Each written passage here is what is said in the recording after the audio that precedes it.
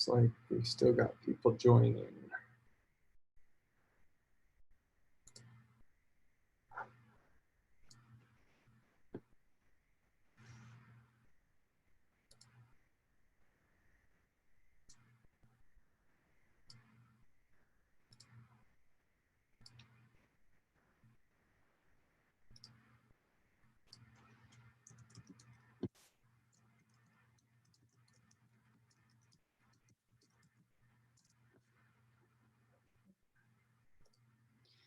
I feel like we should have some pre-music or something as people come in.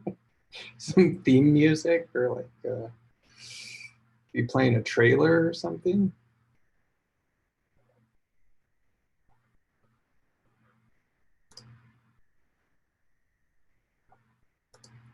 So Michael, are you still there? I am. So we're streaming on YouTube. For those of us who can't join on Zoom, we are on YouTube. The link's on the link that was sent out. And I am here, so. Okay, the closed caption button's not at the bottom. Is that going to come up here in a bit? It should be under more. There's only so many buttons there, but it should be under more. Actually, it's all, I only have record under more here, so hopefully other people see it. Okay, I'll test it as an attendee as well. Okay.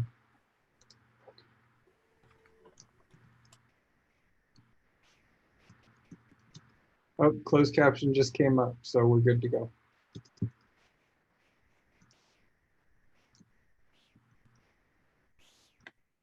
Okay. Okay, everyone. Well, I think people are still getting here. We've got about 64, but we're right about at time, and we actually have a lot to cover today. So I think we'll go ahead and jump in and see how this all goes. This will be the first time we've ever done a fully virtual staff meeting. But let me share my screen here, and we'll hope that everyone can see this. So hopefully when I make it a PowerPoint presentation, you can all see that. Michael, can you verify that you see the presentation? Yes, I can. Your presentation's up. Perfect. Thank you. So you've got the presenter view. You want to show the presenting view, so I can see the same view that you're seeing with the next slide. Oh, okay. So I need to somehow change that. Yep. I'm not sure how to do that. Swap displays.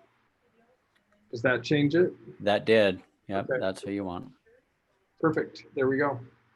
Well, thank you everybody for making time to be here today. Again, this is a little bit of a different format than we typically use, so I appreciate everyone being flexible. This is a different platform than you would typically use with Zoom. This is a webinar platform, still hosted by Zoom, but WebAIM is allowing us to graciously use this for our staff meeting today. There are a few differences with this platform that I want to go over before we get into the meeting so that you kind of know what's what here. So you are automatically muted unless the host gives you permission, and I think the host is Michael. So if at some point during the meeting you need to talk, Michael will unmute you and you will have the ability to say something. Otherwise, you're going to automatically be muted, so you don't need to worry about that.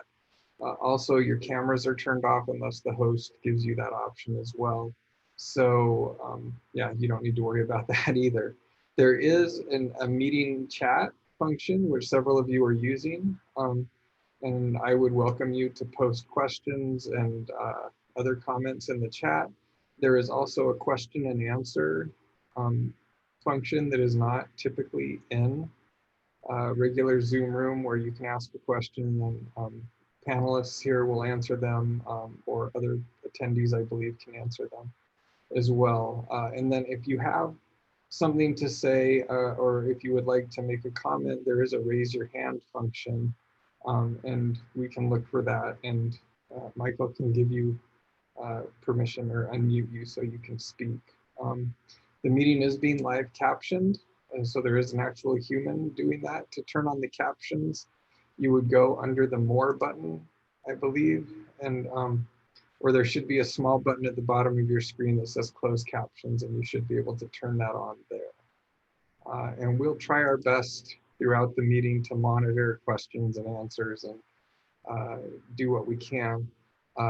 If you have questions, please put them on the chat or the Q&A, and Michael and some of the other panelists will watch for those, and we'll try to answer them. So jumping into the business, we actually have a lot to cover today. I know that it seems like we've talked to each other pretty regularly over the last couple of weeks with our virtual staff check-ins. This is going to be a little bit more formal meeting. Those have been more informal and just a chance to catch up. This, we actually have quite a bit to business to do. So we're going to go through staff updates and recognitions. Sachin and Teresa are going to provide a legislative update. We have an AmeriCorps Vista presentation by Tara Pace from the USU Center for Community Engagement. I want to go over our objectives and key results, which is OKRs, and where we are in terms of grants and progress towards our OKRs.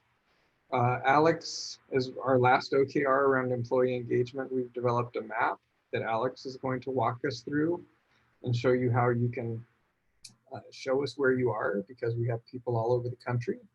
So it'll be an interesting experiment there. And then Jared Smith from WebAIM is going to do a short presentation on making your online meetings more accessible, because we're all now meeting virtually all the time.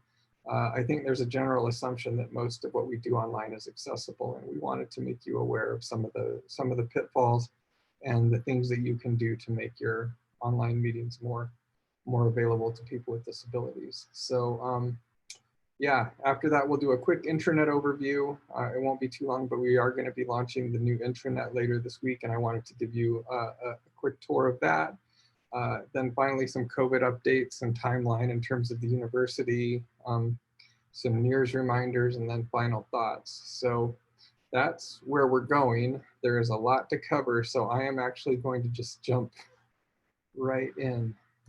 There we go. Oh, my screen just changed. So first thing we want to do is staff updates. There's, in spite of the changes that we've gone through over the past 6 weeks or so, we have still brought on new staff, although many of you probably haven't seen some of these folks. So in terms of the services division, Samantha Kendall and Katie Griffiths have been brought on to work with the Up to 3 program. So typically, if you were here, we'd have you stand up and wave if you were in person. And because we can't see you, we can't let you wave over video. But we want to welcome Samantha and Katie to the CPD team.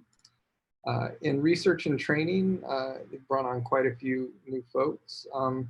Carolyn Lynch is working at the Utah Assistive Technology Project AT Lab down in Salt Lake. And then Hannah Josephine is an assessor for the Family Place, and Emma Polson's an assessor for the Family Place, which is one of Vonda Jump's projects. Tatiana Pereira was brought on as a social work intern and has been working with the Mental Health and Developmental Disabilities National Training Center. And then Lexi Bates is also a research assistant, a student who's been brought on to work with the MHDD project as well. So we're excited to have all of you on and hope that some of you are on this call. In terms of new personnel in the TA division, technical assistants, Casey Allen is the new TAE staff assistant. He handles proofing and really provides support to Brenda. Oops, where are we going? My screen just went forward. If you were on the staff call last Thursday, you missed an incredibly entertaining introduction by Casey, and I'm sorry you weren't there, but we're glad to have Casey on. Patrick Davis has joined as a WebAIM evaluator. Derek Brown has also come on as a WebAIM evaluator, and Sally, I'm going to probably massacre this name, Devitri, I'm assuming, has been brought on as a WebAIM evaluator. So WebAIM has been growing, and we're excited to have these new staff members helping out with that project. And then finally, this is another one I'm going to really apologize for ahead of time. Samand Bashara I'm hoping that's correct, has been brought on with the IMET project, which is Jen Harvey's project, under TACE as a deaf language mentor. So we would like to welcome each of you in the TA division. And again, when you see people on other meetings, or if you see them on our staff check-ins, or just make sure you say hi and introduce yourselves. Kind of just good practice with virtual meetings. But it's really hard to start a new job and to meet new people, and it's even more so when everybody's working at a distance. So anyway, just a little best practice tip. Finally, in the administration division, we brought on 4 new people. Joan, boy, Joan, I'm gonna massacre your last name. I can't remember how you said it. I'm Lequin. That's what I'm gonna guess, and you can holler at me later that I said it wrong. But Joan is the new URLand program coordinator. She's picking up what LaDawn Nielsen did for years. April Erickson has come on as a new Vista member. Diego Mendiola has come on as a new Vista member working with the AT project. And then Maya Barton is the new office assistant for the public school partnerships and Vista program here at CPD. And we're glad to have all of you on board. I know, again, Diego's picking up some of the work that Bora Lee was doing with the UATP project. And so we're excited to have him and to continue that work that Bora started. So that is all the new people who've come on, which, you know, compared to past meetings is not a ton, but we're excited to have new people and to see that our programs are still growing in spite of the rest of the world seeming to be on hold. We do have one retirement.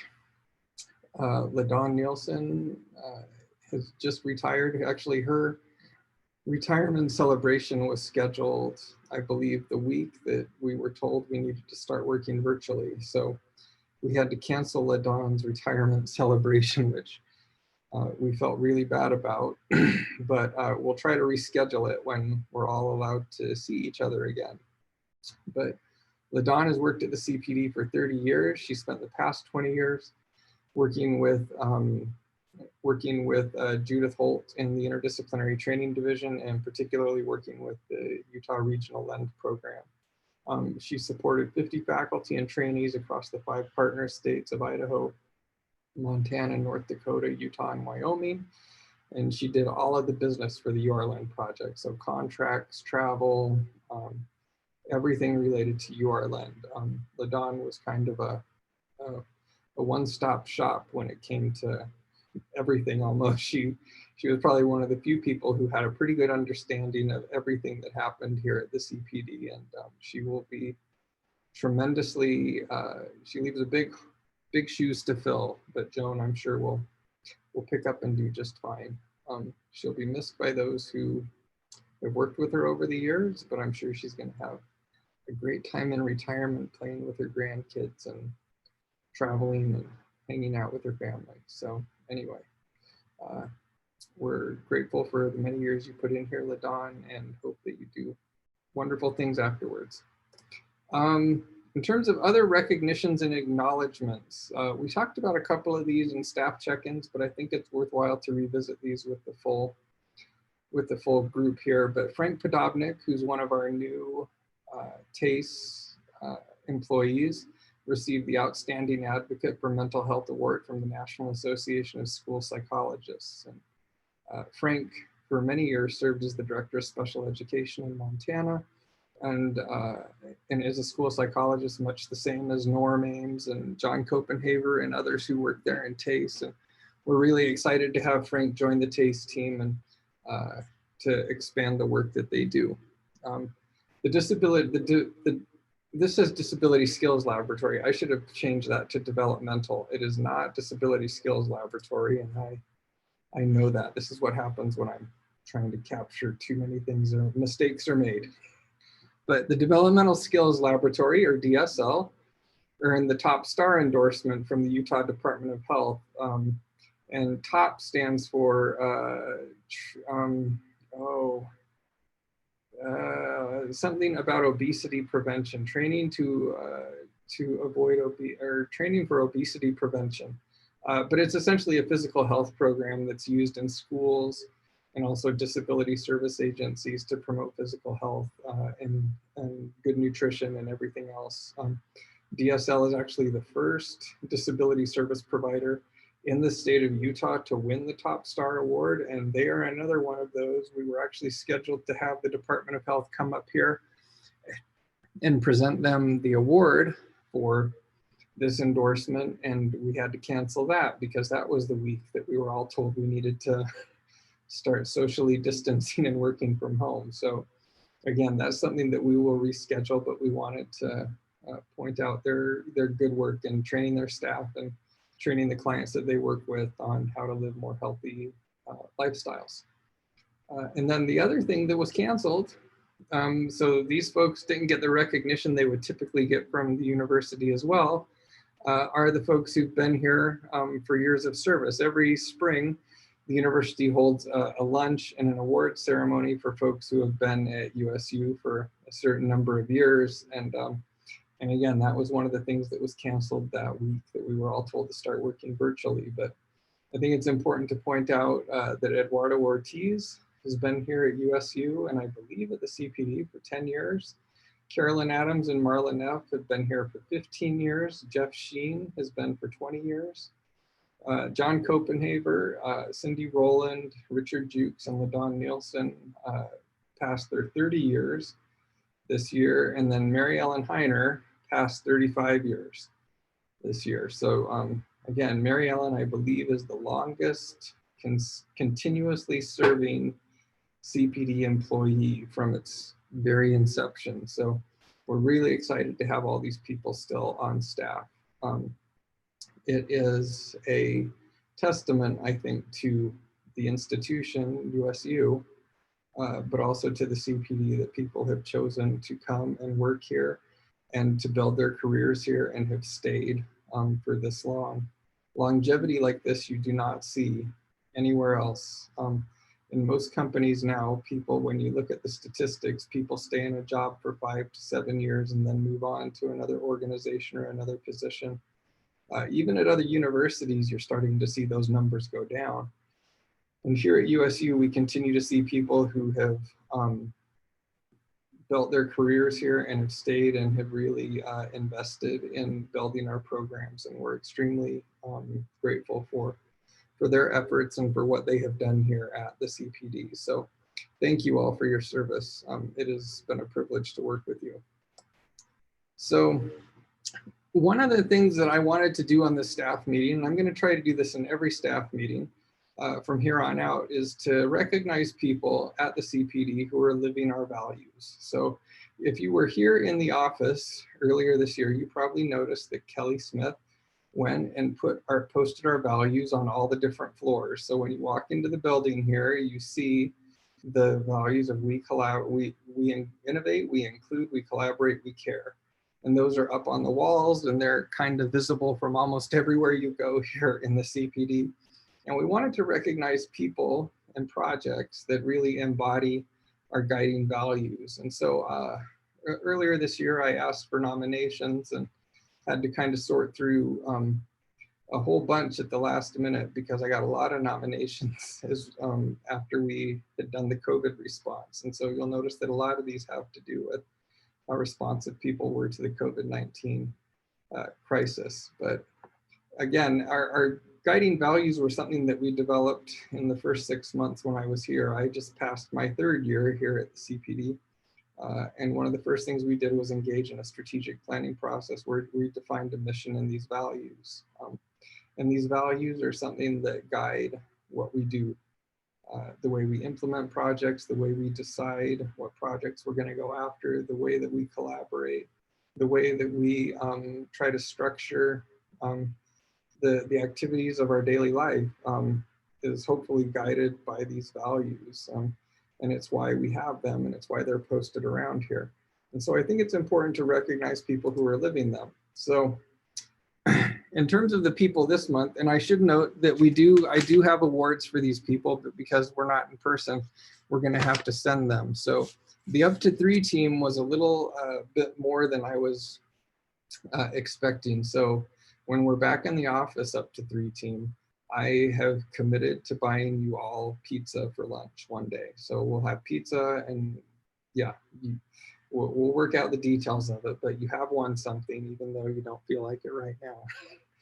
But the Up to 3 team has demonstrated innovation, collaboration, inclusion, and caring in their work.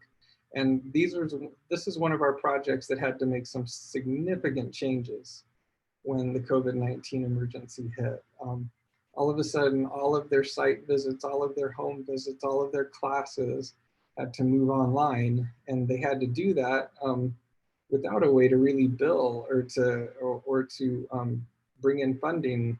Now we've worked, Sue and the staff have worked very hard to change that, and the program continues to be able to bill for these services, but they went ahead and made these changes and sort of jumped off that cliff and said, we're going to figure out how to continue to support our families, even if we're not allowed to go visit them in person. So you'll notice that Miss Kathy, I actually have pictures here. I believe that Miss Kathy is in the running to replace Mr. Rogers on PBS, if I'm not mistaken. We have a very similar sort of a show going on for our Little Aggies classroom. But they've really jumped in and made a tremendous effort to continue to serve these young kids and their family. They've been inclusive in trying to figure out how to ensure that their services remain accessible. They've collaborated as a team. I know that it's required a tremendous amount of blood, sweat, and tears on the part of everybody to figure out what they need to deliver their services. And you know, a lot of these efforts have been motivated by their caring and their desire to really make a difference in the lives of the kids that they serve. If we look at March, there was 1,189 visits, and 349 of them were virtual visits. There at the end of the month. This month in April, all of their visits will be virtual, and so we're really proud of the work that the Up to 3 team has done. So yes, I was able to find some embarrassing photos. So Kelly was kind enough to share these with me. But there's several. Sue went out and gathered some statements from families about the Up to 3 team. And you can see here, we really appreciate y'all going the extra mile to make this possible. Thank you for everything y'all are doing.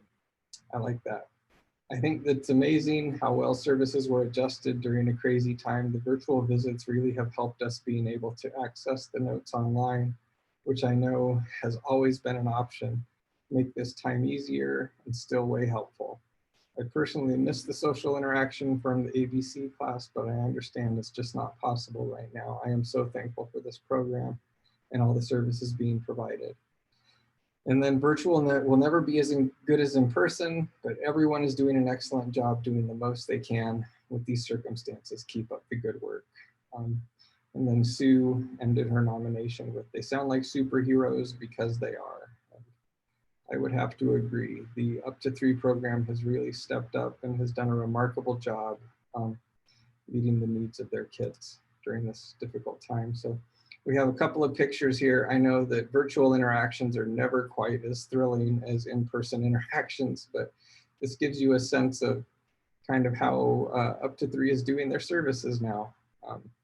And we have Kirani here, who is made it in 2 of these photos, but reading and interacting and helping these families is something that they've done. And I believe this is Miss Kathy in the middle here with her virtual romper room.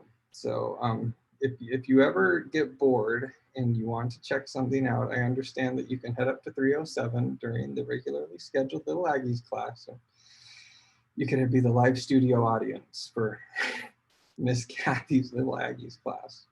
So thank you to Up to 3. And again, when you're back in the office, we'll figure out a time and we will order food and enjoy it together. So the next nomination came from the Research and Training Division. It was for the Aggies Elevated team. And the nomination said, the Aggies Elevated team has gone above and beyond in the last several weeks to move the entire program, including courses and peer mentoring, to an online environment in just a few days. This monumental task was done with a we can do it attitude and an unwavering commitment to preserve the integrity of the inclusive post-secondary experience. The team has demonstrated an indomitable collaborative attitude. It is motivated by how much they care for their students. We want to highlight how they have used a tremendous amount of innovation in the last several weeks to maintain the inclusion values of our project in the CPD. And although the Aggies Elevated program is shared between the CPD and the special ed program, we're really proud to have Amy and Sue Reeves and the peer mentors. I know that Ivy and Bora and others work with the program occasionally, Anna Sisson, and we're just really grateful for the effort that you put in to continue to make this program accessible to these students with disabilities who have taken a tremendous risk to come here and to participate in this program and have ended up in a situation that none of us thought we would ever be in. So thanks to the Aggies Elevated team, and we will be sending out gift cards to members of that team here. So I think this is the only picture we could find of the Aggies Elevated team in action. And I don't think that it's everybody, but I know that they are spending a tremendous amount of time online together now. Again, they've done a remarkable job really helping these students who occasionally don't do well with transition. Transition can be hard for all of us, and transition can be especially hard if you have certain disabilities. And going through this and really figuring out how to make the same supports available virtually has been a Herculean task. So thank you. Okay, so the value of innovation, we wanted to recognize Mike Stokes. So Mike, we've offered to hire him, but Mike is a volunteer. But he is the most full-time volunteer that I think we have here at the CPD. Mike works with the UATP project. You can find him over in the UATP lab here in Logan quite frequently. And when the COVID crisis hit, you probably all saw the news story that we posted last week. Him and Dan O'Crowley and a few other folks from the engineering department found a 3D printer, found old transparency sheets, and were able to create medical face shields for local medical personnel. And there have been requests for approximately 500 of these masks, and they've been quite forthcoming in posting their plans online and really trying to share that information to help people in the medical field who are struggling with a lack of PPE. So we are really proud that Mike and Dan and the engineering department have been able to be innovative and think about how they could really meet a need in this difficult time. And it's just, yeah, it's been remarkable to see what they've been able to do. So we want to thank Mike and Dan and the rest of the UATP team who've been involved, and just say, if you ever had those transparencies, I know that when I started teaching at the university, it was prior, I was teaching on transparencies. I would print my lecture notes on transparencies and put them on the overhead projector. And I probably still, if I dug in my drawers, still have piles of those clear sheets. If you ever wondered what good those would come to, now you know there's a use for them. So if you're sitting on a bunch of transparency sheets, I bet you could take them over to the AT lab here in Logan, and it looks like they found a use for them. So anyway, thank you to Mike and the UATP staff for doing that. And I will be sending out gift cards to you as well. Okay, so here we go. I'm excited about this one. So Michael Jepson was also nominated for the value of caring. Michael Jepson always goes the extra mile every day to ensure that everyone has what they need to effectively do their job. But his advanced preparations to make technology available for staff transitioning to a remote work site during the current crisis were phenomenal. He handles every task, big or small, with patience and positivity. We are so lucky to have Mike as a friend and a coworker. He cares. I would absolutely agree with this. I know when we were asked to start working remotely, I reached out to Michael and Tyler Monson and Tace, and They had already gathered the laptops and a bunch of the technology that we needed to help people make this transition. They were already thinking ahead. They were already prepared. And they both continue to provide a tremendous amount of support for those of you who are working virtually. And we want to recognize Michael. I know that there's been a lot of long days and some incredibly frustrating situations you've had to navigate, but your efforts are incredibly appreciated, and we could not make it through this time without you. So thank you, Michael. And then finally, I think there's one after this, but DSL, we wanted to recognize DSL for collaboration. Most of you, I'm not sure how many of you know what the Developmental Skills Lab, especially if you're not here in Logan, but the Developmental Skills Lab is a Medicaid disability service provider. We serve adults with disabilities there, and Drake Rasmussen and Kaylin White, Dory Bastian and others work there. We have actually quite a big staff who work down at DSL, who when COVID hit, clients needed to stay home, and all of a sudden they found themselves without a population to serve. And it's been a bit of a challenge to figure out how to get hours and how to keep people actively engaged.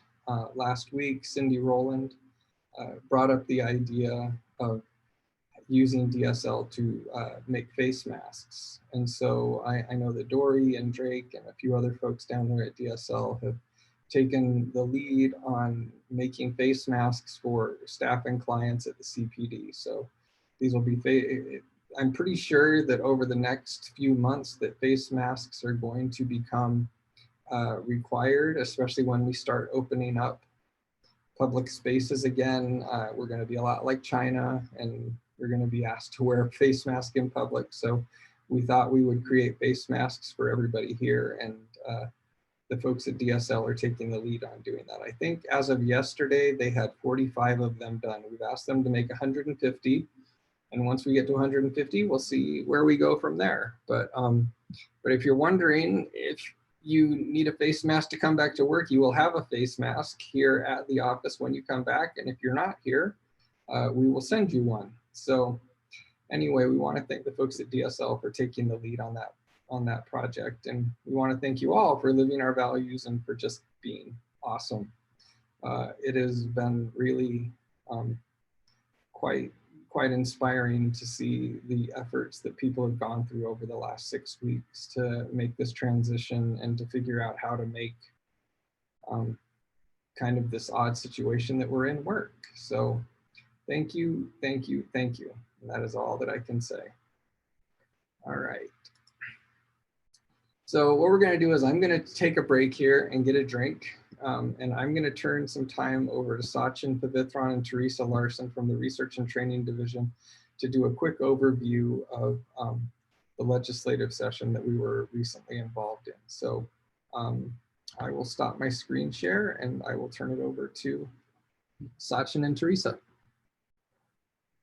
Thank you, Matt. Just want to make sure my audio is coming through. Yep, you're good, Sachin. Okay, perfect. All right, I hope everyone's doing well. I'm going to take the first couple of minutes to give a quick summary of the legislative session that passed, and then Teresa, I'm going to turn the time over to Teresa to go over some of the bills that we were watching through the session. And again, this is just a sample of some of the bills. The session consists of hundreds of bills that go through that, but these were some of the ones that we were paying close attention to. To start off with, the CPD worked on a resolution that was associated with cultural linguistic competency. Matt played a pretty big role in bringing a coalition together. We had a lot of conversation around the state to make that resolution a possibility on how we serve people with different backgrounds and disability. Unfortunately, it didn't pass, but it was a big start in our conversation this year during the session. We've had great conversation on the Hill. The session overall didn't have anything big that had any negative impact for people with disabilities. Most of them was fairly good. But with what happened this year in the legislative session, what's happening right now with COVID-19, many of you might have heard there's a special session coming forward, and I believe it's starting this Thursday. So what that means is a lot of the programs that was initiated during this past session by the legislator, any new projects that came into play is going to become that they're going to look into what it's going to look like going forward, mainly because of funding reasons. With the COVID-19, a lot of the funding that happened during the session was because of the surplus that Utah had, and with the COVID-19, the sales tax revenue that's coming into the state is definitely dropped drastically, which means the legislature has to reevaluate how they're going to fund some of the programs that has been funded in this new session. Again, this is programs that was introduced and funded in this past session. They're not looking into anything that came out of previous sessions, only new programs that was introduced. They're going to try their best. From what I could gather yesterday, I had conversations with few legislators in that serves on the appropriation committee, and they're going to try their best to use the rainy day fund that Utah has built up over the years. Utah is a unique state that balances their budget and has done a remarkable job to build up their rainy day fund. And this is probably the time they're going to dip into that rainy day fund to keep some of those funding ongoing. One of the conversations that also has been happening is what is going to happen with cost of living adjustments. There's been conversations that the state employees are supposed to get a certain percentage for COLA. Right now, the legislators are going to try their best to not have any impact on that. But again, the conversation is just starting on Thursday. We will know more when the special session starts, but the longer this current situation, the pandemic goes on, the harder they'll have to look into what budget is going to look like going forward. So I'm sorry to come with a lot of bad news and a lot of uncertainty, but that is what's happening right now in the legislative session. That's the special session that's coming up. I'm going to now turn the time over to Teresa to kind of give a quick rundown of some of the bills that we were watching during the session. Teresa? Thanks, Sachin. So I have sharing from my screen a handout that will hopefully be going out with any follow-up after this meeting. And like Sachin said earlier, these are just a few of the bills that were passed or had failed. There were quite a few that had a direct impact on the disability population and a lot of our professional areas as well. But these are some that we chose to highlight. So that first one, HR 3, it was a House resolution urging the activation of closed captioning in public venues. And that's just like it sounds. Now they're encouraging during like the legislative session or any meetings related to the public interest and in public venues to use closed captioning. But it is not an enforceable bill, unfortunately. It's just a recommendation. House Bill 13, which is the next one, was the Children's Hearing Aid Program extension, where all the timelines for that program were put, I believe, until 2025. And that just shows that the legislature feels that it's an effective program. There was also House Bill 86, which was the Adult Autism Treatment Program, which provides funding for those seeking professional interventions. And it's got a grant component to it to help pay for some of those programs. Then there was House Bill 274, which was the delegation of healthcare services amendments. And this one allows those that aren't necessarily nurses to provide some nursing care associated with anybody that might need it. This would particularly affect some group home style living situations if there were nursing needs, but they don't have the funds to hire a nurse. The next two are related. So we have House Bill 366, which is the alternative dispute process for ADA, and then House Bill 378, which is ADA alternate procedures ombudsman. So these were two somewhat competing bills. They have different outcomes, but they were both trying to get at some of the issues and loopholes with the ADA complaint process. So that first one, House Bill 366, basically outlines that an individual can represent themselves and go to an organization and kind of give them a warning if there are barriers to their access for their organization or their buildings or whatever it may be. And that person would then, if their kind of complaint or their concern was not addressed, and they could take further action according to this bill. And then House Bill 378 would provide a representative that is appointed to be, instead of the individual going and talking to the organization about their barrier, then the ombudsman would, that representative would go and take care of those concerns for them. And then the last one we were watching was, the last two we were watching, we had Senate Bill 44, which was the limited support services waiver amendments. And from my understanding of these, it was just minor adjustments in wording. It allows limited supports to continue forward to help reduce some of the DSPD wait list. And then the last one was Senate Bill 68, which is the mental health counselor licensing amendments, which I saw that Sue Reeves made a comment about in the chat. And yes, it passed. There were several amendments that makes it not 100% perfect, but it's a glimmer of hope to allow rehabilitation counselors to be mental health counselors in the state of Utah, which is a big step to help fill that gap and to provide appropriate services for people with disabilities who are experiencing mental health concerns. There were three that we were kind of watching this session that had failed or were vetoed that we thought would be important. Sachin talked about the concurrent resolution that Matt had worked on. There is still a lot of hope for the future. It made it very far, and there were just a couple hiccups toward the end. So that is something that could be pursued in the future. Then House Bill 332, which was the special needs scholarship amendments.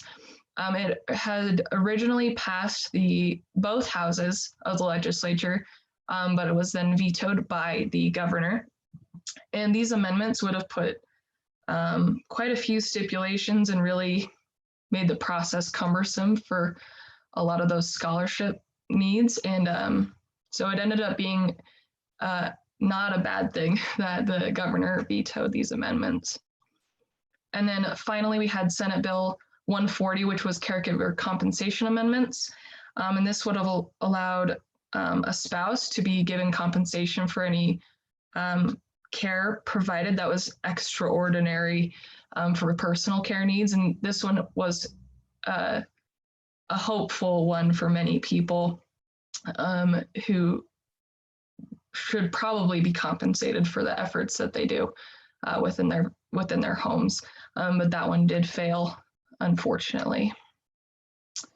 Another big one coming up that should be on everybody's radar was during the session, there was a resolution that proposed amendments to Utah's Constitution with the use of tax revenue and they would add the phrase in line 52 to support children and to support individuals with a disability.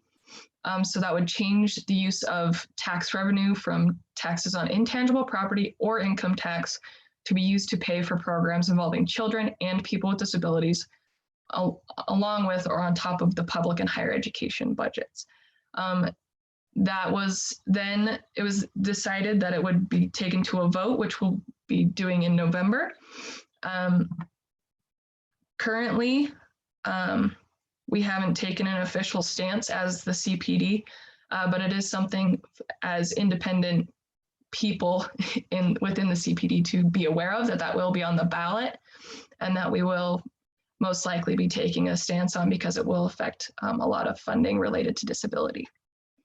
And then the final thing that I won't go into, but I wanted to have it in this document for everyone to look at, is that the governor's race is happening this year. And so I've placed each individual candidate, who they might be running with, and their website, so that you can take a look at those and see about their disability related policies.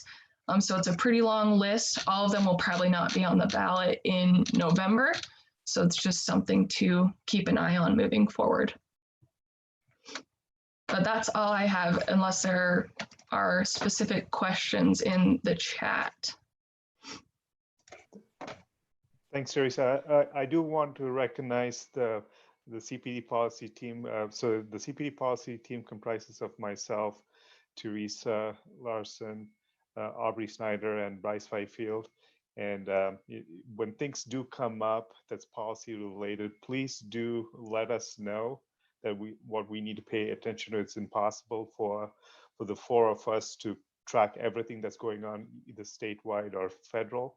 So if there are things that we should be paying attention to, or talking to legislators or our congressional offices about, do reach out to one of us.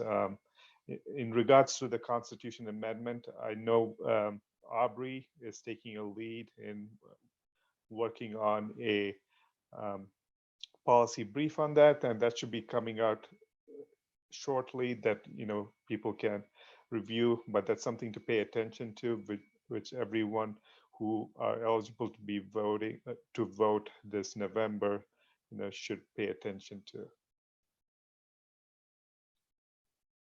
Are there any questions, Teresa, in the chat box, or I don't see anything come through? I haven't seen anything. Okay, that's all we have, Matt.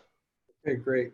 And if people have questions, you can go ahead and type them in the Q&A or in the chat box, and Sachin and Teresa can watch for those and answer them as they come up. I want to thank Sachin and Teresa for following up on that. There were a lot of disability related issues that came up this year. And yeah, some of them were successful, some weren't. Some, like the healthcare delegation, was really important for families. There were families who had kids with G-tubes or with vents, who use ventilators, or who have trachs, who couldn't actually provide services for their own children because they had to have a nurse do that. They couldn't delegate that to some family member. So that actually opens things up quite a bit. The other thing, again, with the constitutional amendment, just to reemphasize how important that is, Utah has two separate pots of money. One is an education pot of money that comes from tax revenue, and the other is everything else. And one of the reasons that we have such a long waiting list for services here in Utah for adults with disabilities is that there is never sufficient funding. So this proposal to change the Utah State Constitution would actually open up some additional funding to meet the needs of people with disabilities who are currently not receiving any services, and many of whom need a lot of service and support. So anyway, we'll be providing more information on that as the election gets closer. And then related, we'll also be hosting, if you remember a couple of years ago, we hosted a Meet the Candidates night where we were able to talk to the candidates and get their perspective on disability issues. We'll be doing something similar, hopefully this fall as the election gets closer. So something else to look forward to. Okay, let me get back to sharing my screen. I think the next thing that we have up is Tara Pace from the, let's see, no, that's not it. Let's go back, there we go. Tara Pace from the Utah State University Center for Community Engagement. Many of you know that we have the AmeriCorps the public school partnerships program here. And Tara works kind of with them as a partner, right? But her job is to really promote the VISTA program. And we have several VISTA members who have worked here at the CPD, Diego Mendiola, who I introduced a little earlier. Bora Lee has been a VISTA member, Rachel up to 3.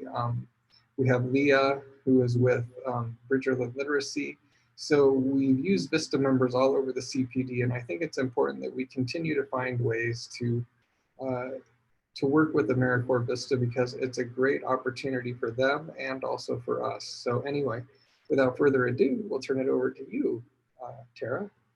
Great, thank you. Here, let me share my screen. Let's see, this works okay. Hang on. Did you get it? It was working before. What? So if you hit share screen and then go to the app or whatever, yeah, the program that you want to share, and then just hit the blue share button at the bottom. It's not working. I'm Okay. sorry. I can pull it up. If you want to start, I'll pull it up on my computer. That would be really nice. And then I can just tell you when to move to the next slide. So That we don't would be great. spend any extra time with technical I difficulties. will pull that up and have it here in just a second. Great, thank you. So while he's pulling that up, I just wanted to thank everybody for giving me this time to talk to you today. Like Matt said, my name is Tara Pace, and I am an AmeriCorps VISTA recruiter for Utah State University. So I work with the Corporation for National and Community Service to promote national service, particularly VISTA service across Utah State's campus particularly, but I'm happy to talk about VISTA and national service to anyone in any state and answer any questions I can. Okay, it's coming here. Yeah. I had to dig around a bit. And I'll just add that although I might not be staying for the entirety of this meeting, I'll keep an eye on the chat. So if you have any questions, and then as always, you're welcome to email me with any questions you might have after this. So like I said, my name is Tara Pace. I wanted to just let you know that this presentation that I'm giving today has been adapted from a presentation that I give to a lot of students on campus here at USU, and mainly just letting them know what AmeriCorps VISTA is and how they can get involved. Is that working? I can't tell what I'm it's. kind of seeing a weird 2-screen. Yeah, that's what it's doing on my end too. Trying to figure out. Let me stop. I appreciate the patience during this kind of crazy time. Everybody's learning online communications. Yeah. Okay, let's try it one more time here.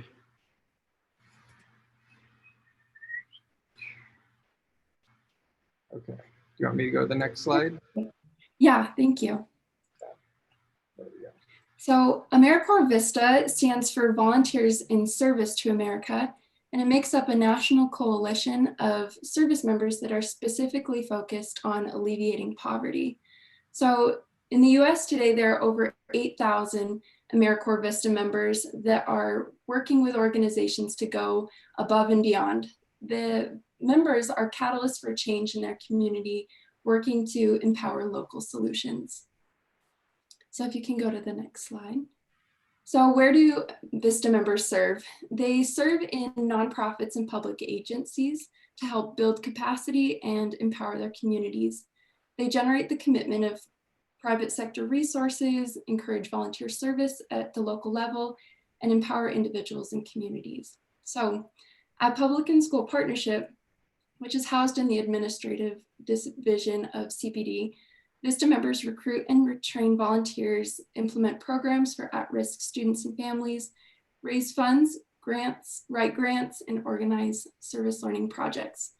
So VISTA members at PSP serve at over 20 different sites and help in various capacities to achieve PSP's mission of building partnerships between schools, parents, and the surrounding community. All right. So how long do VISTA members serve? They serve for 3 different types of terms. There are members, leaders, and summer associates. Members and leaders serve full-time for a year. To be a leader, you have to have served 1 year as a member first. Summer associates also serve full-time during the summer, but for 8, 9, or 10 weeks. And all members have to be at least over the age of 18, but there's no upper age limit. All VISTAs have the benefit of a living stipend and an education award upon completion of their service. And that education award can be used kind of like a scholarship for tuition or loans. And for those who don't want the scholarship, they can also opt for a cash award. All right, moving on. So there are a lot of benefits of service. Addition to the living stipend education award, VISTA members benefit from a lot of leadership and project management skills. They also are able to receive federal non-competitive eligibility. It's kind of like an advantage in the federal hiring process.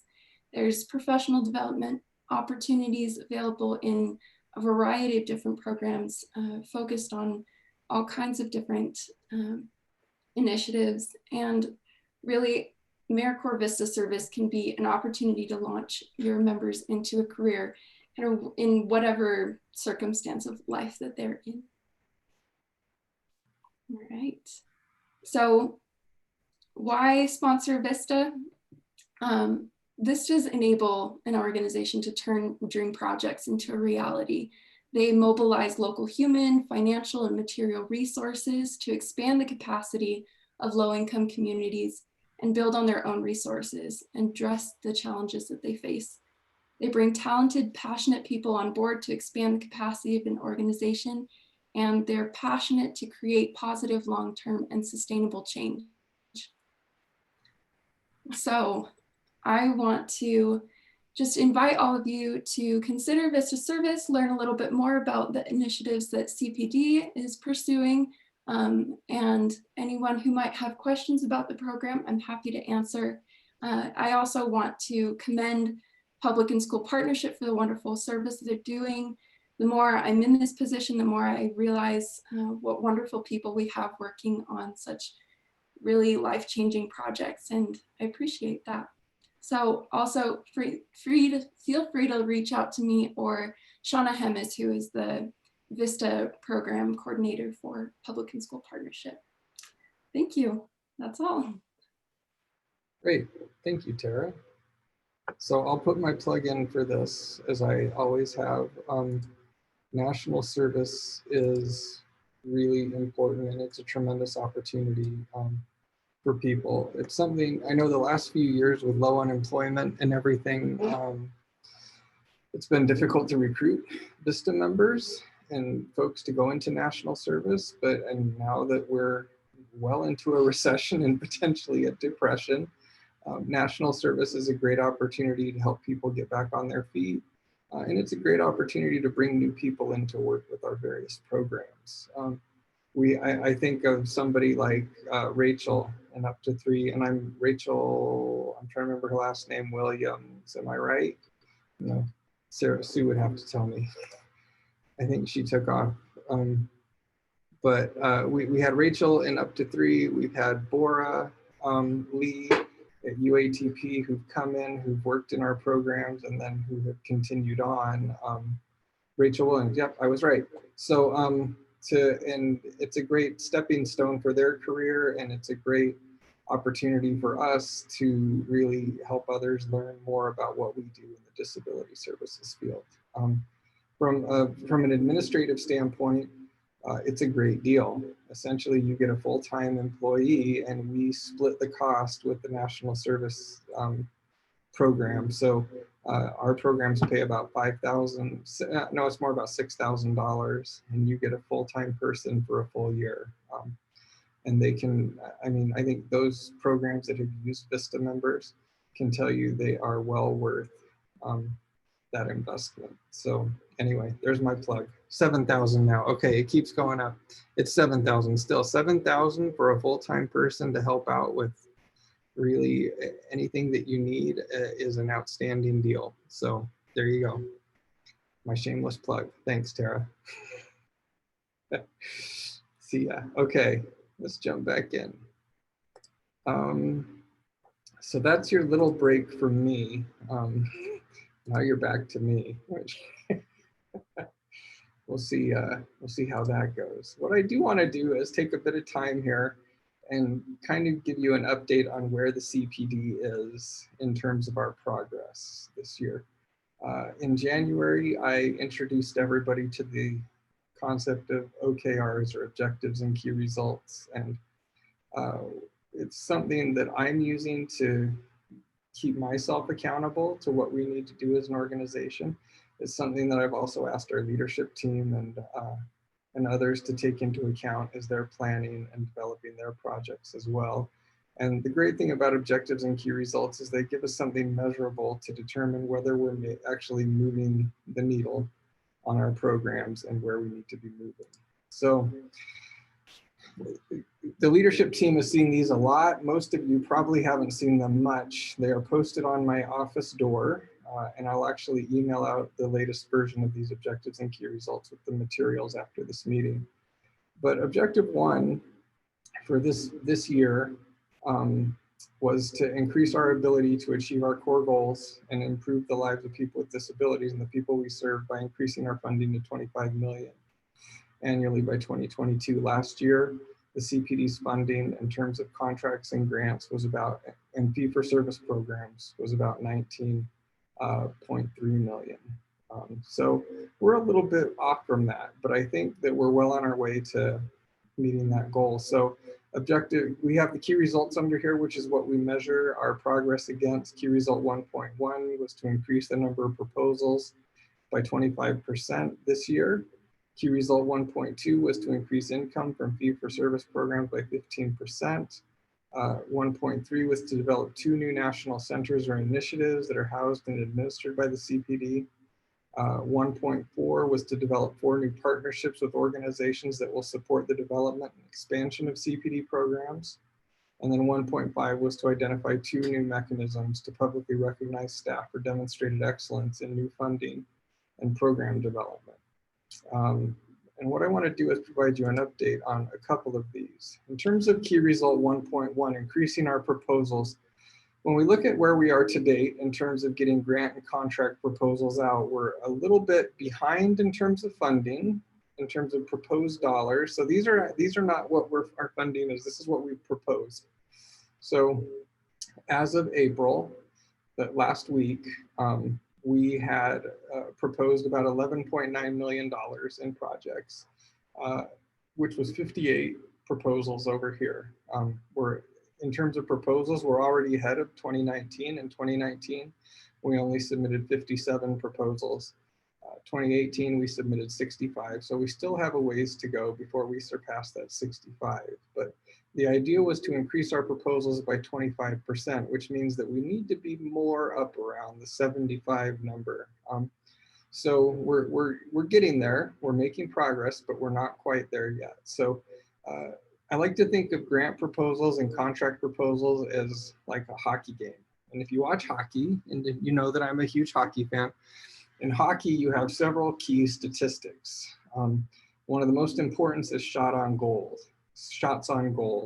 And really, hockey is a statistical game. The more shots on goal you have, the more likely it is you're going to have the puck go in, unless you have a really, really good goalie. And I like to think the same way with grants and contracts. They're like shots on goal. And the more grants and contracts that you get out the door, the more likely it is that you're going to score. So there's the only sports analogy you'll probably ever hear me use, but that's how I like to think of proposals. And that's one of the reasons that we're trying to increase the number of proposals that go out the door. In terms of funding, when we look at where we are to date, we're actually a little bit ahead of where we were last year. So we have in this first column with the blue bars, oops, I just went back, let me. You can see where we are. We're at 14.5 million in terms of the funding we brought in this year. You'll notice that 14.5 million is more than the 11.9 million that was proposed on that earlier slide. That's because we do get funding that we don't submit proposals for, but still goes through the sponsored projects office. So not everything that we propose goes through the full thing. Sometimes we have people come to us with awards and we don't have to submit proposals. So that's why the funding is more than the number of proposed dollars out there. But this year we're doing better than we were last year. Last year we had $14.11 million that went through SPO. This year we're at $14.5 million, and those are awarded dollars this year that have gone through SPO. We're not quite where we were in 2018, but we're well ahead of where we were in 2017. So I think we can feel relatively good about these numbers. The other show the award types that we have. This middle chart here shows that we're getting, again, a pretty small proportion of federal funding, and that federal proportion has shrunk quite a bit over 2018, 2019, 2020, while the share of other states, so this is non-Utah states, has increased. And we've also seen a relatively large increase from Utah funding, which is the purple bar there, which is the state of government, state of Utah government. Holy cow, can't talk today. So again, although our proposals are not quite as high as we want them, we are doing pretty good this year in terms of the funding that we're bringing in terms of our competitiveness. So I think we can feel good about that. In terms of the other key results that we're looking at, key result 1.3 was to have 2 or 3 new centers, national centers housed here at the CPD. We're actually in the process of writing 3 proposals to address key result 1.3 that will be submitted by June 2020. And hopefully we'll be awarded 1 or 2 of those, which will allow us to meet our key result of 1.3. Key result 1.4 was around developing new collaborations, and we have folks across the center. I wanted to just highlight a few who are reaching out and who are developing new partnerships. I know that Jen Morgan and Alex Shewall are developing new programs and partnerships with the Utah Division of Aging and Adult Services, and Alex is working on a new project with Adult Protective Services, which is a new thing that we have not done in the past. And then Ty Aller and Jeff Sheen and some of the MHDD team are working on developing new partnerships with the Utah Department of Health and the University of Utah on a couple of new grant proposals. So we're well on our way to developing those new partnerships that are going to help us grow and be more successful in the future. So I feel like we're doing relatively well on objective 1.1. In terms of objective 1, and I said 1.1, I meant just objective 1. In terms of objective 1, it's really, really important that we all be on the lookout for opportunities for funding and to stay connected with funders and collaborating partners. Many of you have been watching the stimulus packages that are being passed by Congress. These provide a tremendous number of opportunities to deliver services. And as I've mentioned on some of our virtual staff check-ins, we are well positioned to compete for some of this funding and to deliver services and to collaborate with other agencies who are receiving this funding to ensure that people with disabilities, people who are aging, and other underserved populations get the support that they need. I actually just sent out the new grant opportunities list. Alex Shewall pulls together the new grant opportunities every month. I sent that out this morning. There are many, many, many new grant opportunities. One of the things that I struggled with when I first started my career was figuring out how to find grants. We're lucky that we have quite a few skilled grant prospectors here, and we're lucky that Alex has devoted a good part of her time to finding and to cataloging the grant opportunities that are available and that are a good match for our program. So please take a look at that list and see if there are things that match your interests and needs. If you need support developing proposals, if you want to learn more about grant and contract development, we do have our grants team meeting on the first Monday of every month at 3 p.m. and that's open to everybody.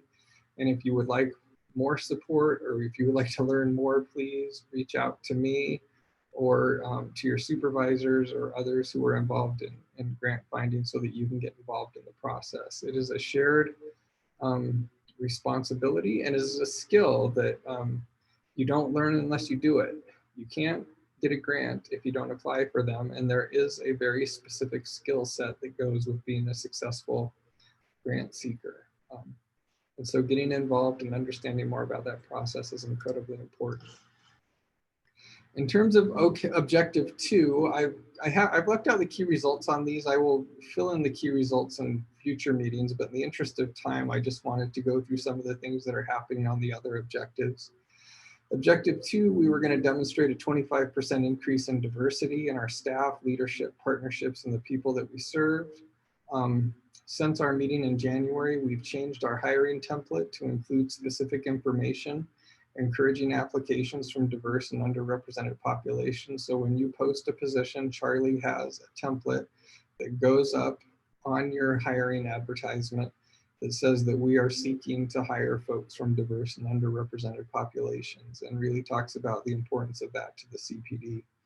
We're also in the process of reviewing and tightening up our hiring and our onboarding and our offboarding processes to ensure that we're being fair and that we're gathering information on how we can recruit more diverse applicants.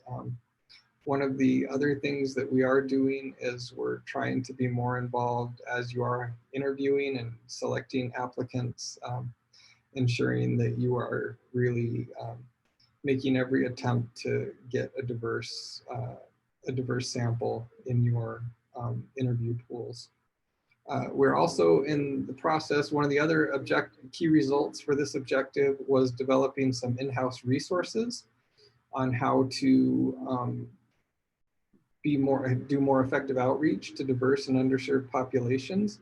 We have a new version of the CPD intranet that is ready to launch. I will actually be showing you that here in a bit.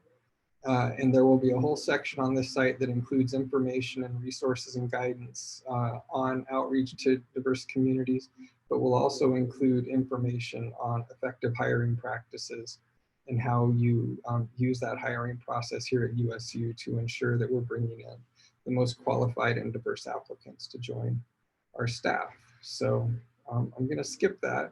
When I send out this presentation, you can click on this link and it will take you to the new intranet. Although now that I'm thinking about it, I don't think it's live right now. But anyway, the link is there and I'll show you that in a minute.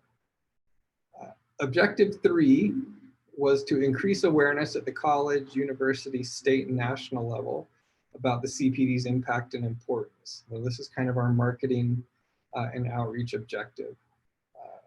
In terms of what we wanted to do on this, the first thing was to have a marketing and a rebranding campaign for the CPD as part of the renaming. Many of you know that we worked on renaming last year and our initial proposal was not supported by the university. So we went back to the drawing board and have resubmitted the application to rename the CPD, and the name that's been approved by the College of Education Administrative Council is the USU, it's not institutes, it's institute. I don't know why I made that plural, but it's the USU Institute on Disability Research, Policy, and Practice. That will actually be presenting this at the USU Research Council next week. And if the USU Research Council approves it, it will go then to the Faculty Senate and then to the USU Board of Trustees and Board of Regents for final approval. Our hope is that we will have approval to rename the CPD by this fall, and that we'll be able to engage in a large-scale marketing and rebranding campaign. So I know that people are going to have questions about the name. I recognize that the acronym doesn't roll off the tongue quite as easily as CPD does. The IDRPP is not quite as as fluid, but we're working on how do we use that marketing and how do we figure out a better way to capture who we are. Are we the institute? Anyway, so I recognize that that's a concern. Many people have brought it up, and we are working on how do we make that less of a mouthful. The PR and social media team, another goal was to develop more videos highlighting our programs. Last year, actually this fall, we launched sort of our big promotional video that's on our front page, and the PR and social media team have developed several new videos highlighting our programs. And we've had several high profile mentions in the press over the past 4 months, thanks to Jolynn Lyon and Kelly Smith and Story Powell and their work to really promote the work that we do here at the CPD. So we are increasing awareness. We've also launched the Developmental Disabilities Network Journal to provide an outlet for research and evaluation on the impact of disability systems nationwide. This was an initiative that we started last fall, and this is a journal that will highlight the work that happens at university centers like the CPD. Every state has a center like the CPD. Several states have 2, and we work within a system here with the Disability Law Center and the Developmental Disabilities Council. Every state has these 3 partners, and they work collaboratively to address the needs of people with disabilities and their families. But up to this point, there has not been a journal that highlights research and evaluation focused on this developmental disabilities network. So we were able to launch that this year. I'm going to actually stop sharing there and I will show you where it's at. But it's a collaborative project with the Utah State University Library, who has been incredibly supportive, and several other USED directors. So Kelly Smith helped us with designing the logo here. It's housed on a platform called Digital Commons.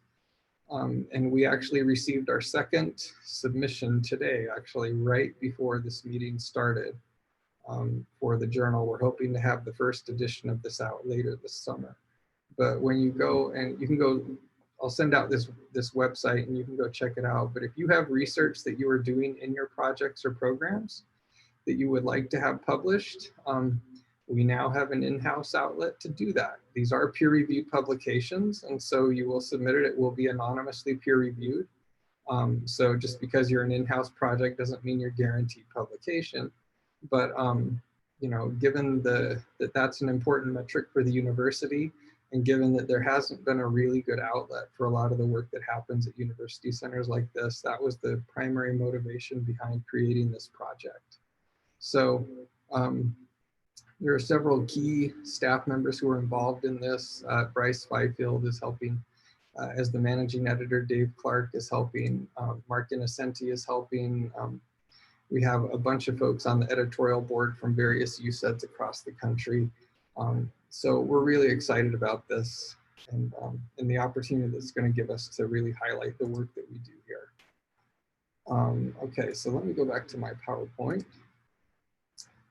So objective 3, I feel like we're making some relatively good progress on too. Objective 4, and our last objective, is to create a workplace culture that bridges the gap between on-site and distance employees and ensures that all employees feel connected and have the support needed to accomplish our goals and objectives. This particular objective arose out of some work that we did last year, trying to figure out how to integrate distance employees, folks who didn't live in Utah or didn't live in Logan, into the bigger picture of what happens here at the CPD. Oddly enough, this year has forced us to very rapidly get much better at these things. Whereas we were struggling with it before because we were very, I think, centered on the people that we saw every day here in Logan. This move to being virtual has forced us to be a lot more collaborative and open and inclusive, I think, in how we include people who are off-site. And so I think we've been making relatively good progress towards this objective, although we have a few other things we're working on to hopefully increase that sort of engagement. One of the first things we did is we convened the Offsite Employee Engagement Work Group, which is the OEEW, because I wasn't going to write it all out. We've started to meet. We've met a couple times.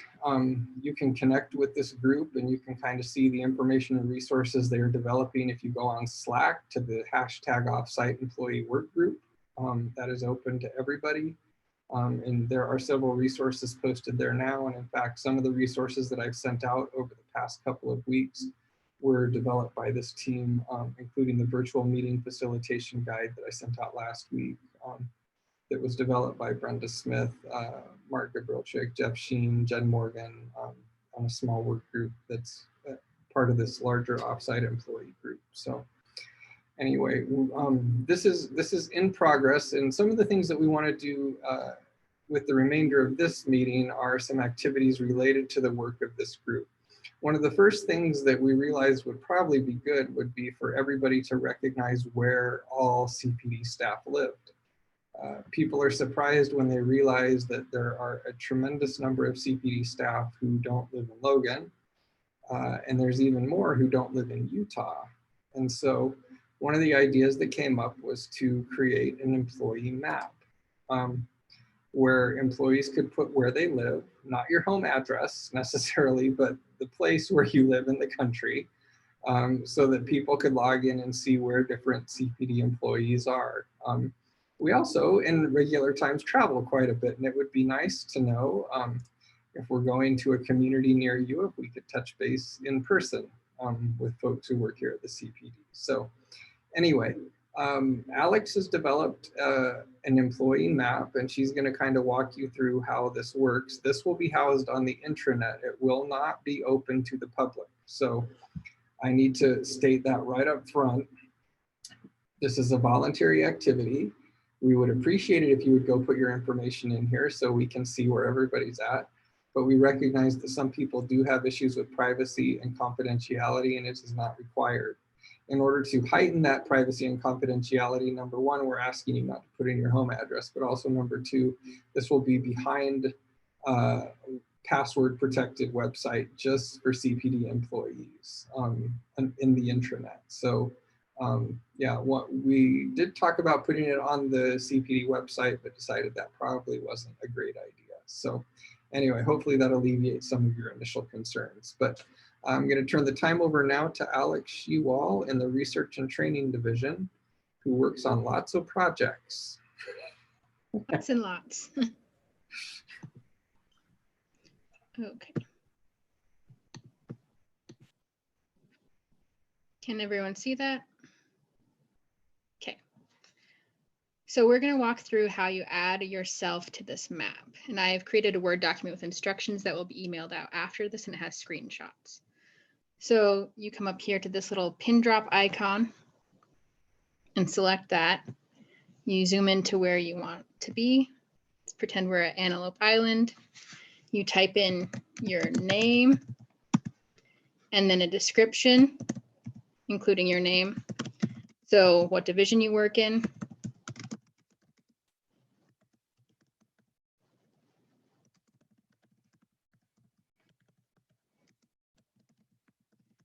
And then say where you're located. That's the most important part, so we can look at that in table view.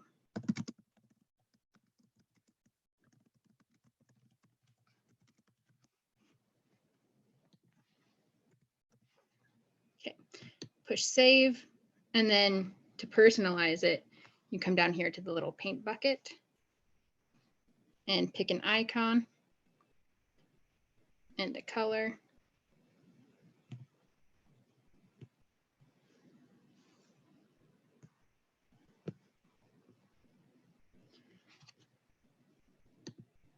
And that is how you add yourself to the map. And then if you want to search who is on the map, you come up here to layer options and open data table. Say you want to know who's working in Logan, you can type in Logan. Maybe you want to look at who's in the Research and Training Division. And that should be up there. So the utility of this is that you see how spread out everybody is, and then you can also learn a little bit more about what they do. Are there any questions? I'm not seeing any. Okay. I did like the seagull.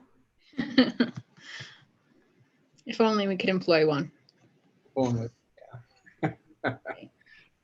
So this is going to be a tool that we will have on the intranet. And again, I will be emailing out instructions and the link to access this map.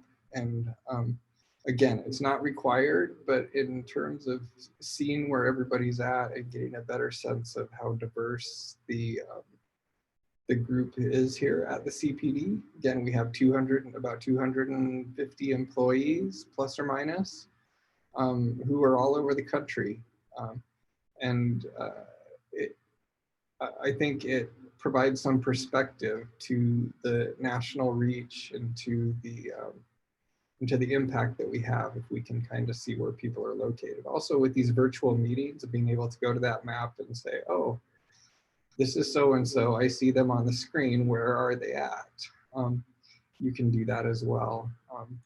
And anyway, it was just an idea that we came up with in order to maybe facilitate a bit more connection between staff members. So anyway, does anybody have any questions about that before I move on?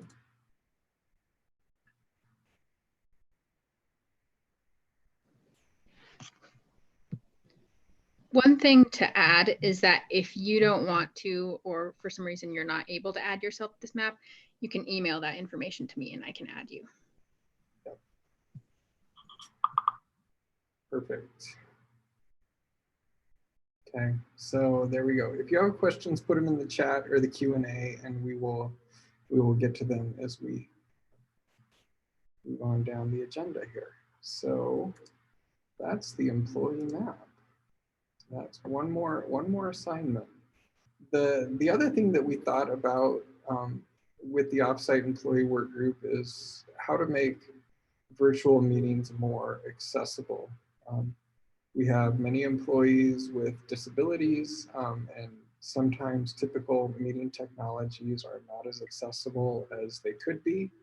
One of the reasons that we continue to use Zoom in spite of some of the security issues that have been highlighted in the news is the fact that it is infinitely more accessible than many of the other meeting platforms. And because accessibility is so important to what we do, we privilege that over other issues at sometimes. But I've asked Jared Smith at WebAIM. Jared and the entire WebAIM team do a tremendous number of trainings, both in person and virtually, and are kind of the experts on accessibility. And I've asked Jared to give us a little primer essentially on how to make virtual meetings more accessible, not so accessible.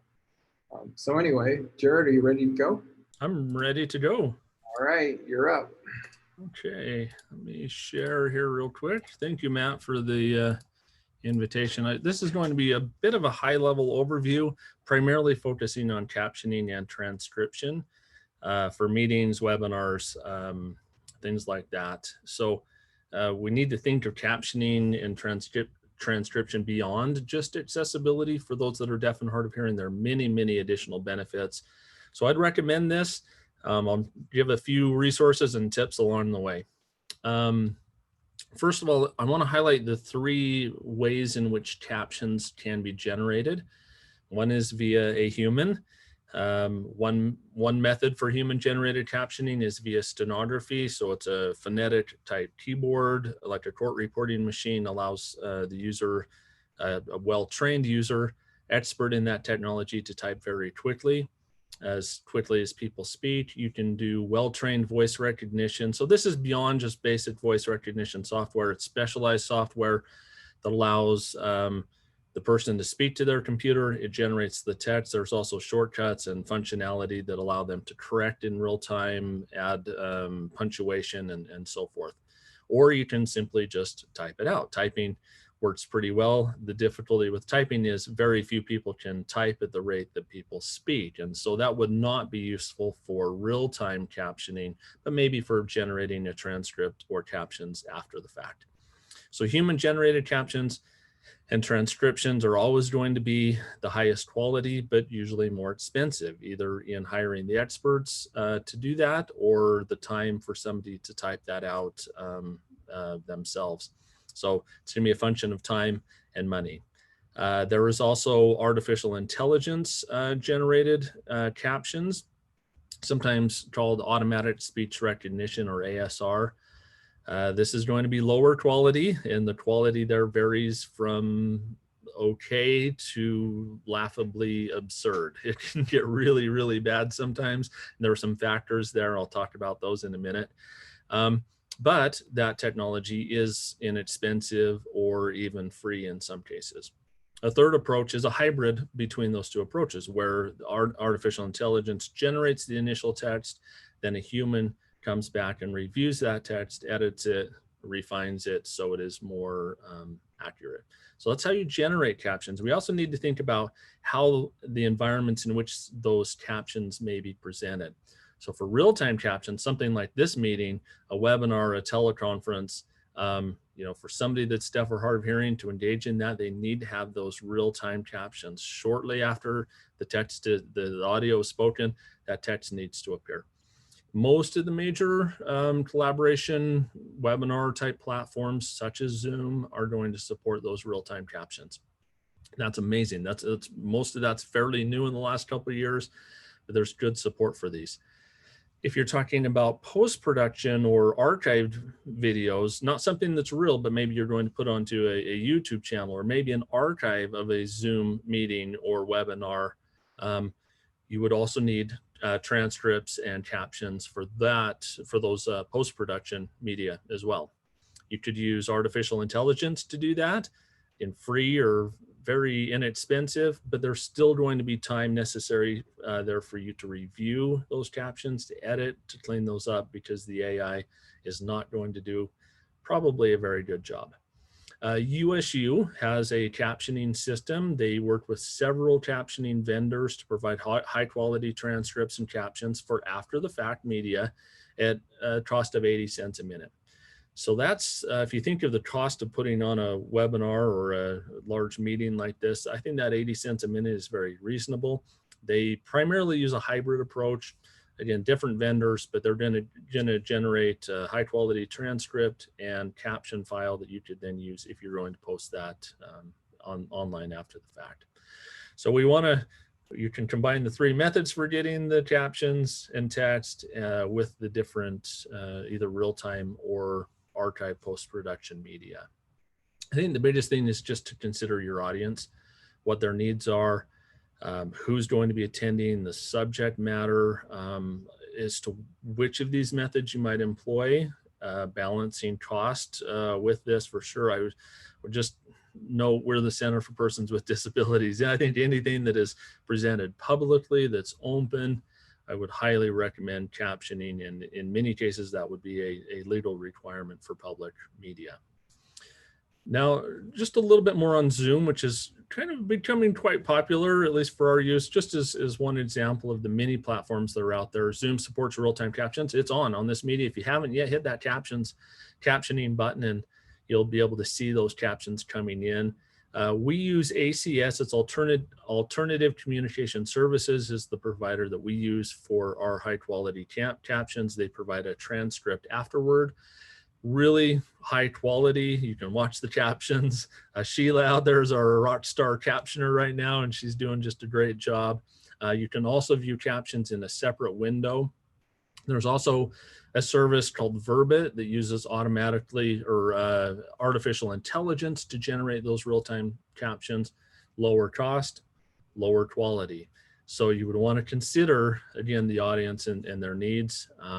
One thing you can do with Zoom is you can assign one of the Zoom participants to transcribe or caption, I'm doing air quotes here, to essentially type a summary of what's being presented. Now, this would not be a suitable equivalent or alternative for somebody that's deaf or hard of hearing, but can be a nice supplement for many users that may want to see that text summary provided by any of the Zoom meeting participants.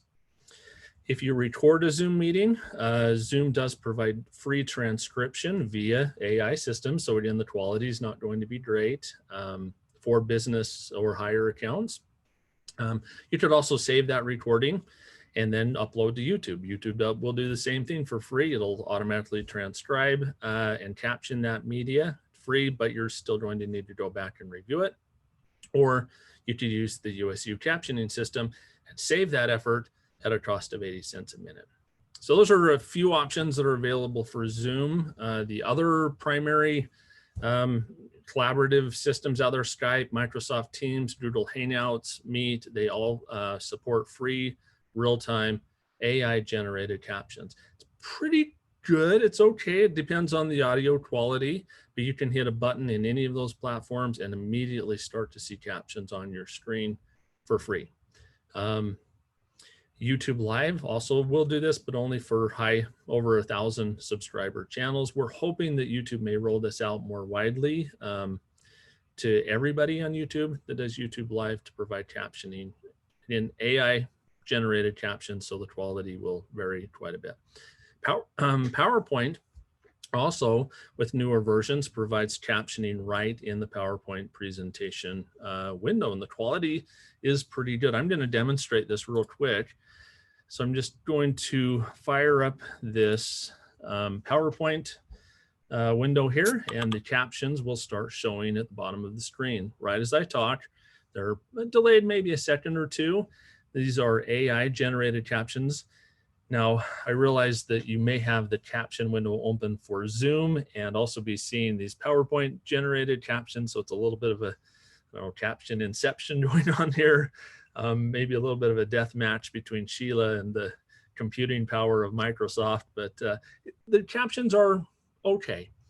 Sometimes the punctuation doesn't come through. Sometimes it's going to miss words, but much of it is there. Now, this is with pretty good quality audio. If the audio were not quite as good in this meeting, the quality of those is going to degrade pretty quickly. So this can be functional, but part of the difficulty with using the PowerPoint captions is getting it to a broader audience. If I were in a Zoom meeting with my staff, this only works if I have PowerPoint open full screen all the time. So that doesn't work really well in a more collaborative environment. But maybe if I were in a training in person with an audience, this could provide a nice supplement to that environment by providing those captions. Okay.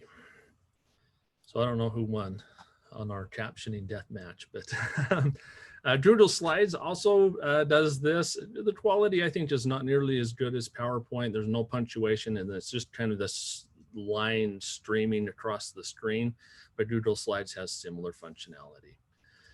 A few tips and tricks for this: use a good quality microphone. Audio is going to be most important typically in these meetings. We've had a few meetings recently where there might be a slower connection, or like my house, I have kids streaming and Netflix and everything else going. Turning off that video to allow the audio quality to improve can be very helpful. Minimize the background noise. Captioning falls apart really quickly if you have multiple people speaking at the same time, interrupting, talking over each other. Whether it's a human or AI, it's just going to fall apart quickly. So try to minimize that. Speak clearly and distinctly. Very related to this is to describe visual content for users that can hear but cannot see the presentation. Really helpful for those with visual disabilities or that may not be engaging visually with that presentation. And we recommend for archived media, something you're going to put on YouTube or host on your website, to provide both the transcript, which is the text version of everything that is spoken, and the captions that appear on screen for optimal accessibility. With that, I'll stop and see if there are any questions.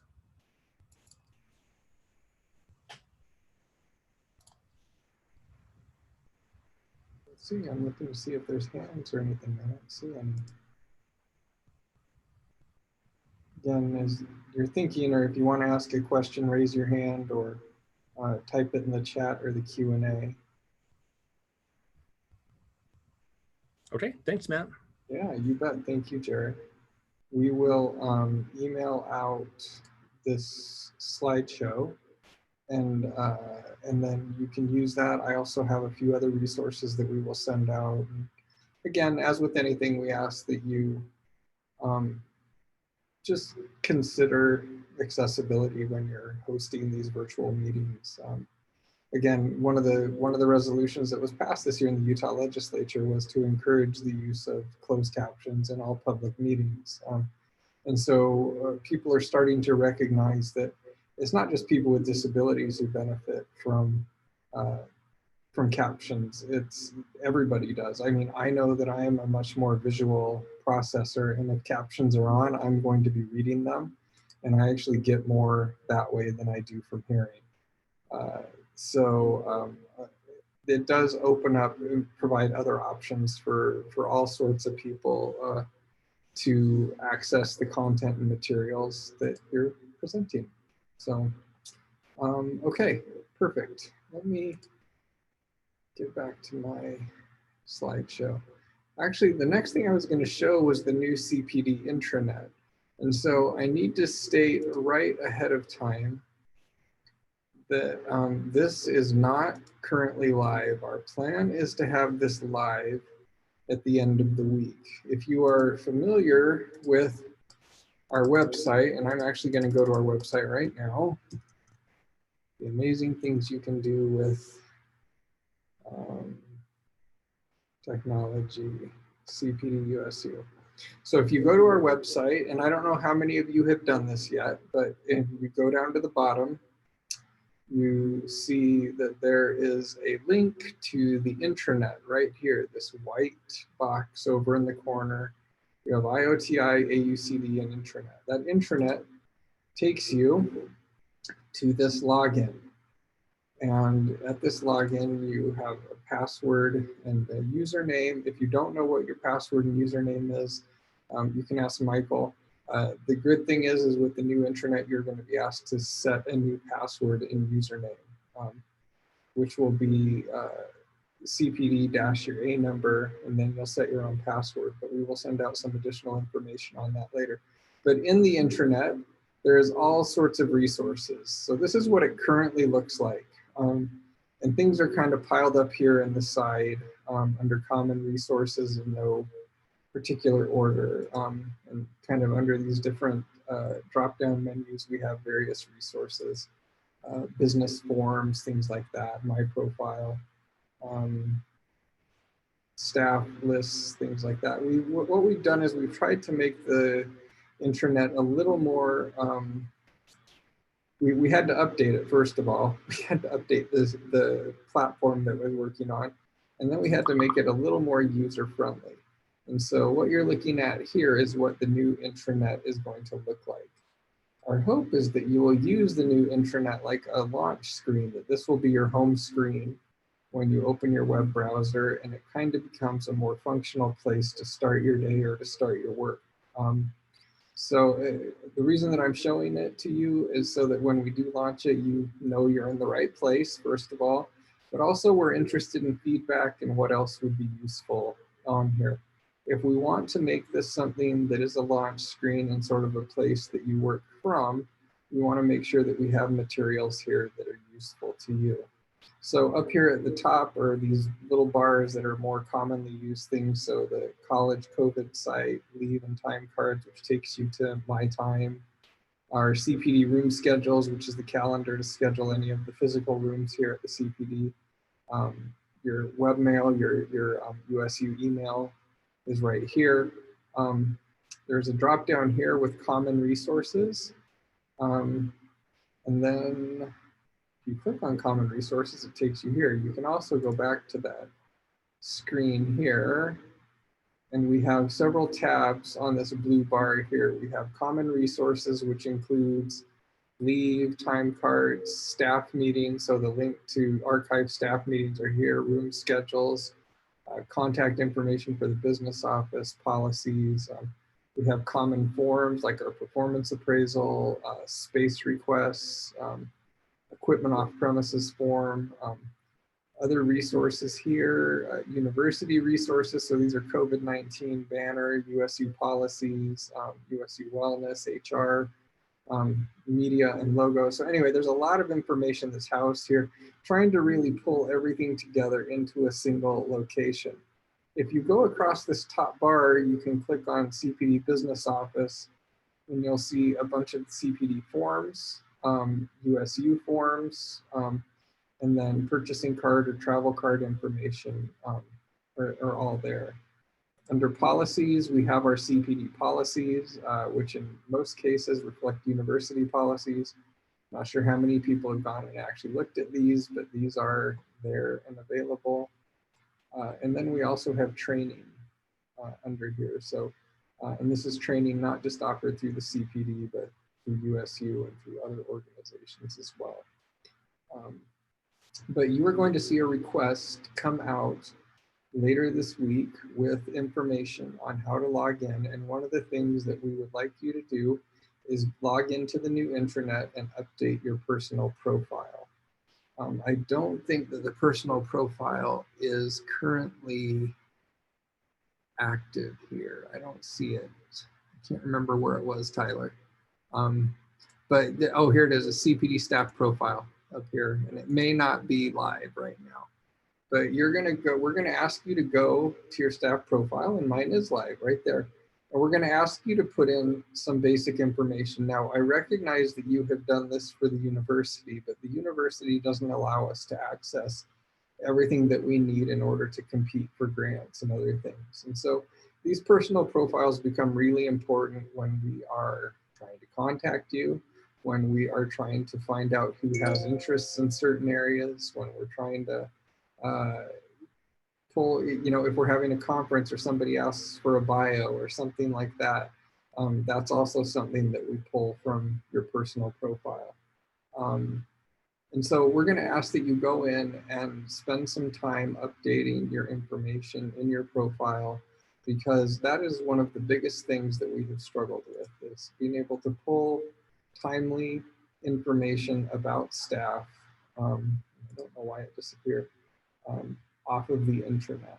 So anyway, I don't want to get too carried away here, but I did want to give you a quick peek at what the new intranet is going to look like, and just sort of put it on your radar so that you're aware when you see an email later this week or early next week asking you to log in and to go do that staff profile, that you're aware that it is coming from us, and it is a serious request. It's not spam. But again, we're interested in, as you go and log in and check out the resources here, if you have thoughts or feedback or other things that would be useful, please send that information to Kelly Smith. And Kelly will gather that, and we will do our best to try to update this and make it as user-friendly as possible. So anyway, I'm trying to see if there's any questions about the intranet.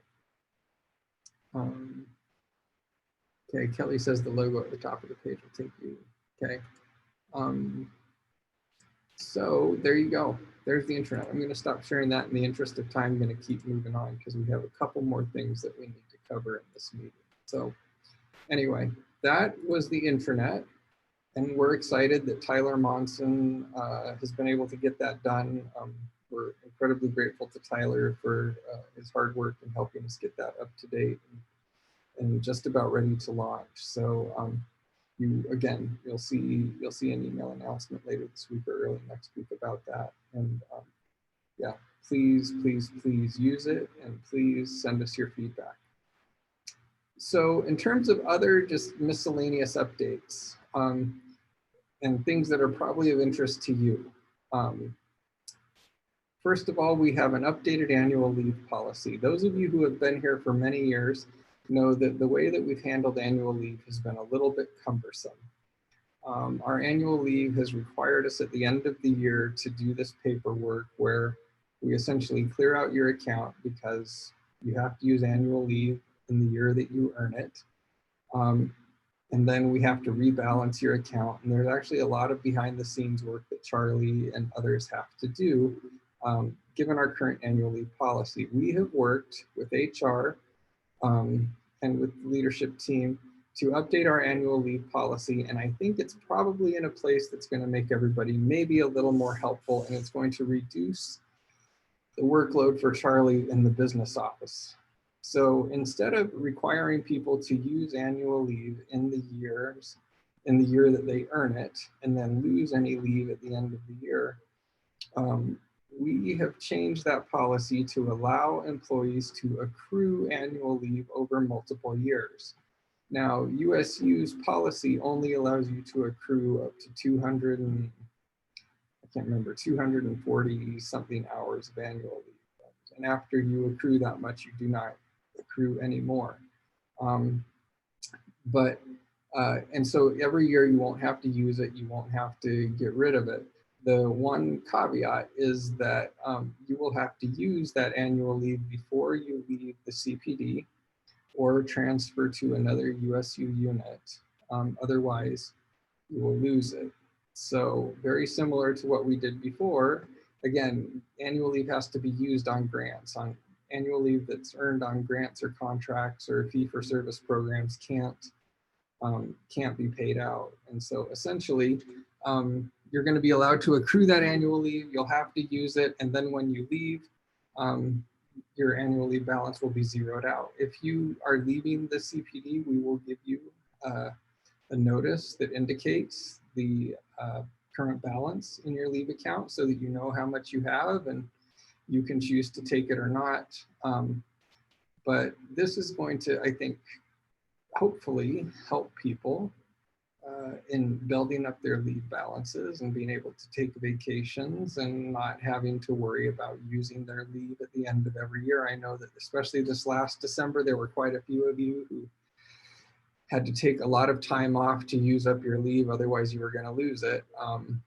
And that was just something that I realized was a little bit cumbersome, a little bit problematic. And so we have now changed that. We'll be sending out a copy of the new leave policy this evening with the rest of the materials from this evening. And then I'll be sending out a hard copy of the new policy at the beginning of next fiscal year on July 1, along with new salary agreements for everybody. So you'll see it twice. But if you have questions or concerns about this new leave policy or how it might impact you, please reach out to Charlie Neely and she can answer any questions that you might have. But our hope is that this is going to make life a little easier for supervisors, a little nicer for employees, and sort of simplify our HR processes here. In terms of final HR reminder, since we're on HR topics, it's really, really important that you bring Charlie Neely into the onboarding and exit processes as you bring people on. We've discovered as we move virtually that over the past few months, there's some people who've been hired and some people who have been fired who Charlie was not aware of, and they remained on our email lists and other contact on our other databases, and it created a bit of a problem. It is really, really important that Charlie be in the loop as you're bringing people in or letting people go from the CPD. So I'm asking that you please, please, please coordinate all hiring, onboarding, and exit processes with Charlie. And we will, I will continue to remind you of this, and we are in the process of revising and updating our HR processes. Our next staff meeting in September, we're gonna actually devote a good chunk of time to walking through the HR processes and some of the new onboarding and exit processes that we're currently developing. But anyway, in between now and September, please let Charlie know if you're bringing people in or letting people go. So I think I beat that dead horse. So we'll move on from that. Okay, now to the fun stuff. COVID-19 updates, the things that everyone has questions about. People are wondering about jobs, and I am going to be brutally honest here. It's incredibly uncomfortable. We are guaranteeing that we will keep staff on through the month of April if there is work available. We are trying our best to ensure that people have work to do, but I recognize that especially in the service areas, it is really, really difficult if you can't see clients or do things. So if there's work available and there are clients to be seen or there are alternative tasks, we are trying to keep people on. We have applied to the university for assistance to help pay staff beyond April, but we have no firm guarantees from the university that they're going to provide us with any resources to help with that. The issue in some of our programs is that The way that we pay people is by billing for services. And if we can't provide services, then we can't bill. And as a result, we have no funding to pay staff. So we are really trying our best to ensure that we keep staff on through the COVID-19 response. And again, we figured out how to make it happen through April, but beyond April, there are no firm guarantees, although I will tell you that we are working very, very hard to figure it out for those of you who are a little bit nervous.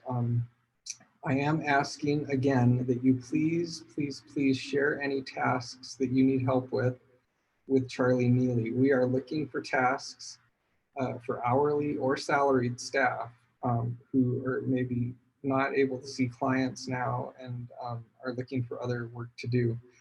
This is part of why DSL is making masks for CPD employees, because they can't see clients, but there are others and other projects who are also struggling with things to do. So I have asked, and I will continue to ask, that you send any tasks that you need help with, whether it be data entry, I don't know, editing, filing, it can be virtual, it can be things done here on site.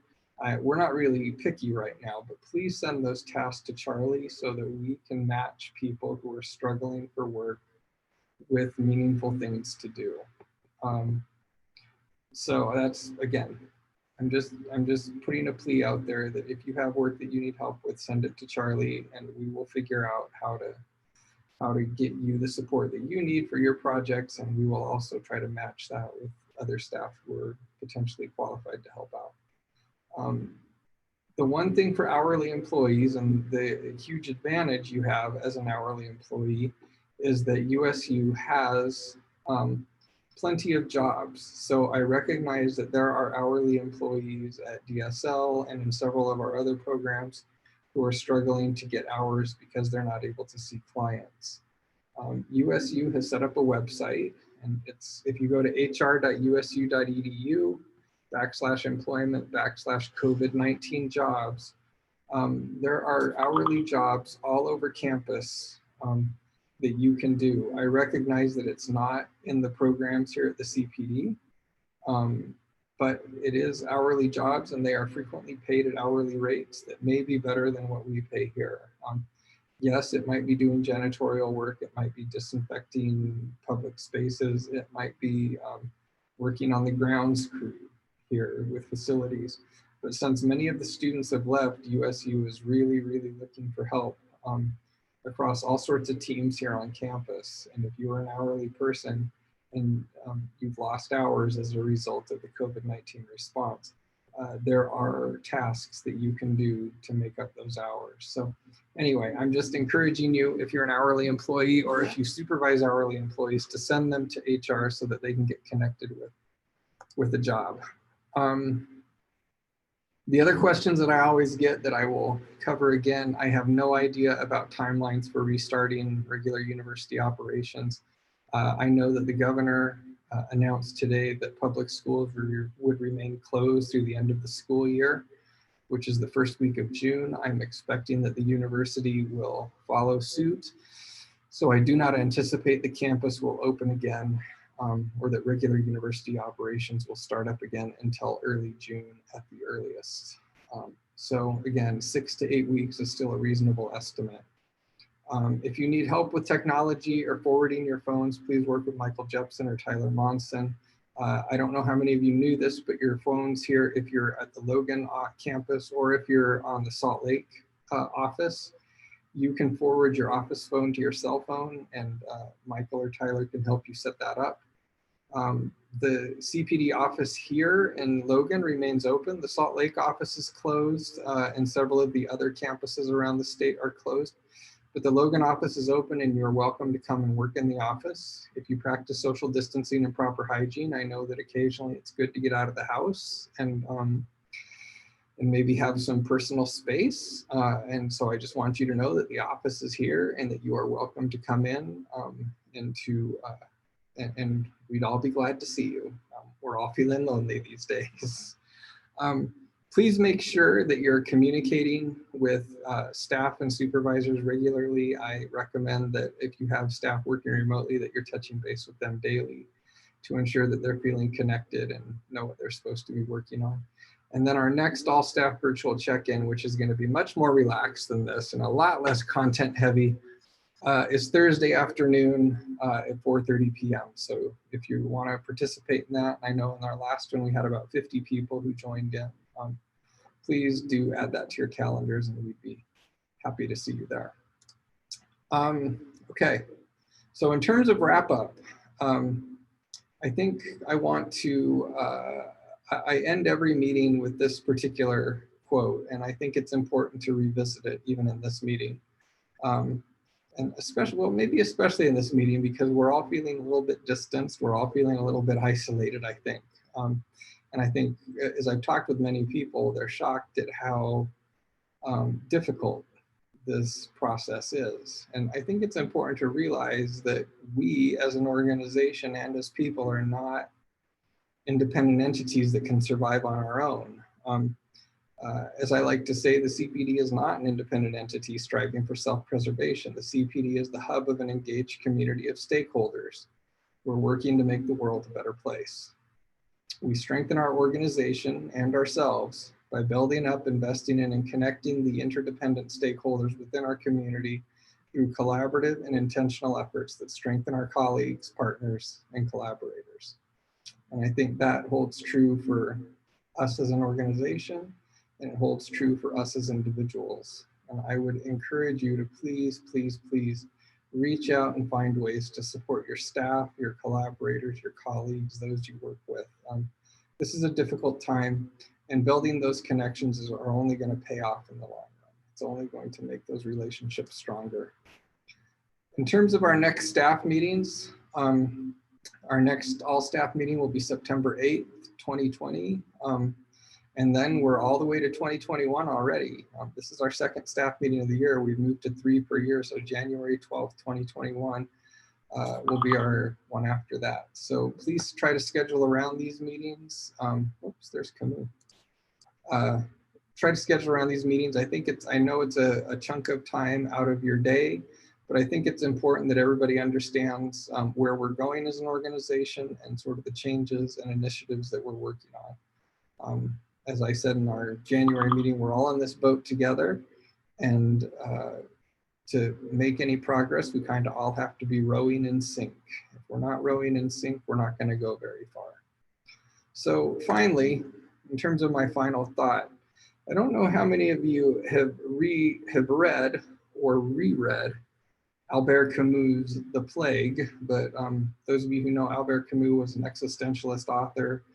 In the early 20th century, he wrote, probably his most famous work was Waiting for Godot, which was a play, but he also wrote quite a few novels, including The Stranger and The Plague. And The Plague is an interesting thing to read in this day and time. And I chose a couple of quotes from The Plague to end the meeting today, because I think there's something worth thinking about in the situation that we find ourselves in. Early on in The Plague, Albert Camus says, "What's true of all the evils in the world is true of plague as well. It helps men," and I inserted women, "to rise above themselves." And I think that's what we're seeing in our world, especially those who are responding positively to the changes, is we have folks who are rising above themselves. We have folks here in Up to 3, we have folks in the AT program, we have folks in our IT support who are rising above themselves to make the world a better place, and who are helping us continue to do the work that we do. It's important to recognize that this is an opportunity to excel. It's difficult, but it's an opportunity to excel and to really demonstrate the quality of our character. See, this is how you know I'm a softie. I can't get through this. But the other thing that Albert Camus says in The Plague is, "A loveless world is a dead world. And always there comes an hour when one is weary of prisons, of one's work, and of devotion to duty, and all one craves is a loved face, the warmth and wonder of a loving heart." And I know some of us are spending far too much time with a loved face and far too much time with our kids who have loving hearts. But I think in terms of thinking in a positive way, this is a remarkable time.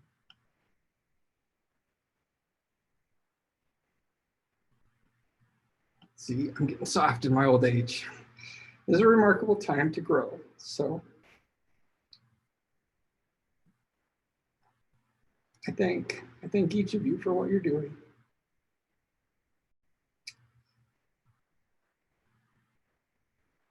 And I appreciate working with you. It's a privilege. So thank you all. And I hope that you have a great rest of your week. And hopefully I will see you on Thursday afternoon.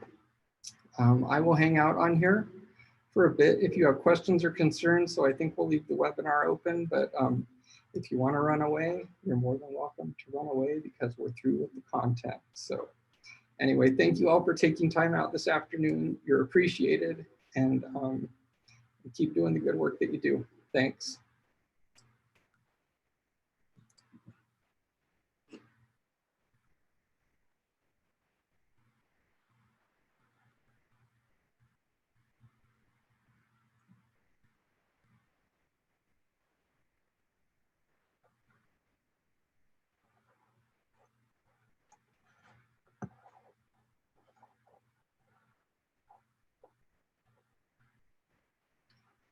Let's see.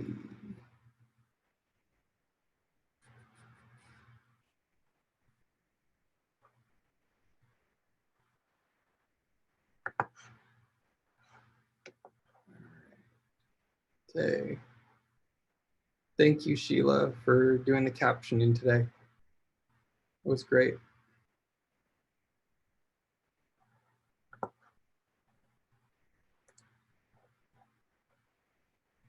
Oh, I see Tim.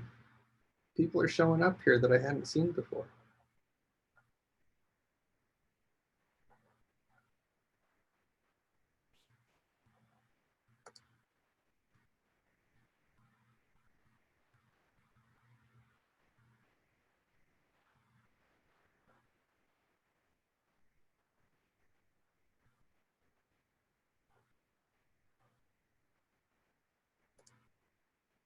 Hello. Oh, hey, Matt. Hey, what's up? Oh, nothing. That was really good. Thank you. Let's see. It was hard on you, I know. Oh, no, I don't know what's going on with me. I'm getting soft. Well, It's too much stress. That's what it is. join the old geezers club here.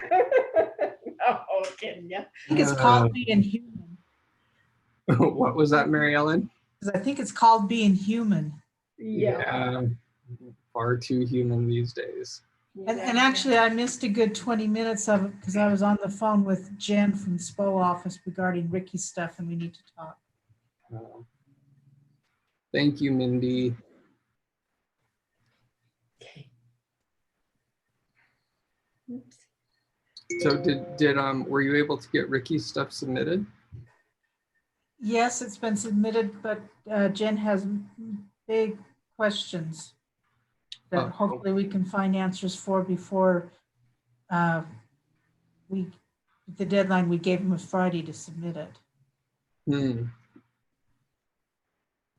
I don't have Ricky's cell phone number that I can have Jen call Ricky. Do you have that by any chance? I don't. I will look. I've got it. It's on that list, Matt. So is it okay? Are you looking for Ricky's, Mary Ellen? Yeah. I'll send it to you. Oh, thanks. Yeah, if you could send that, that would be great. This is why we need the new staff directory so that we have all that. Yeah. And also, off of that topic, but have you gotten an okay on the indirect rates for the COVID-19 one? No. I'm working on it, but what I'm going to do is I think we need to just submit it, and I'll do what I did with the last ones. I'll give them a heads up as it's coming. I think the time pressure might help.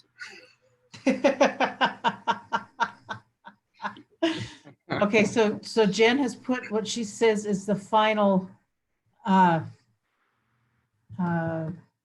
of that one page thing in there, so I should just be able to upload everything and submit? Yeah, yeah. So we're good then on that one.